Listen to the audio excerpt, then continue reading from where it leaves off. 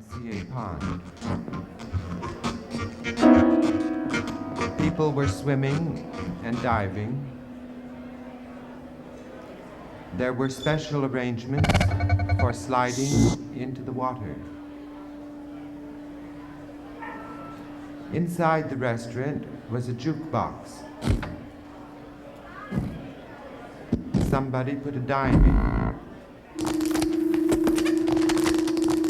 I noticed that the music that came out accompanied the swimmers, though they didn't hear it.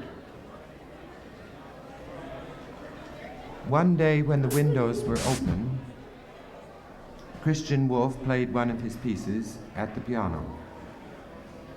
Sounds of traffic, boat horns were heard not only during the silences in the music, but being louder, were more easily heard than the piano sounds themselves. Afterward, someone asked Christian Wolff to play the piece again with the windows closed. Christian Wolff said he'd be glad to, but that it wasn't really necessary, since the sounds of the environment were in no sense an interruption of those of the music.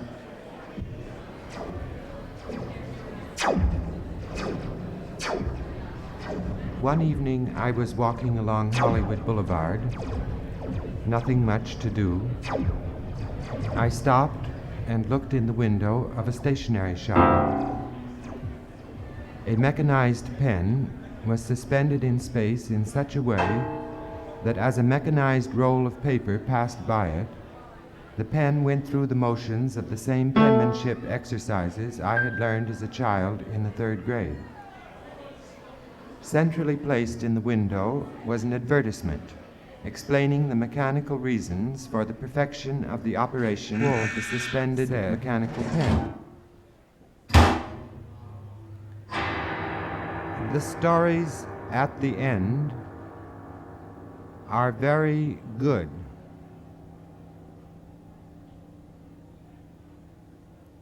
But they'll probably say you're naive. I do hope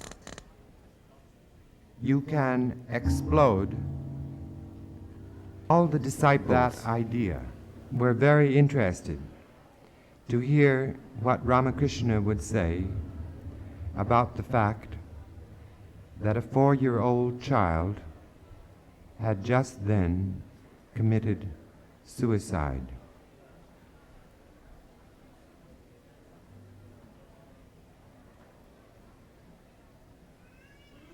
Ramakrishna said that the child had not sinned. He had simply corrected an error. He had been born by mistake. 2 monks came to a stream. One was Hindu, the other Zen. The Indian began to cross the stream by walking on the surface of the water. The Japanese became excited and called to him to come back. "What's the matter?" the Indian said.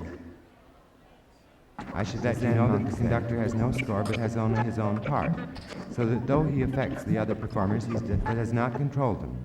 Well, anyway, the result was, in some cases, just as unprofessional in Chrome as in New York. I must find a way to let people be free without their becoming foolish, so that their freedom will make them noble. How will I do this? That is the question."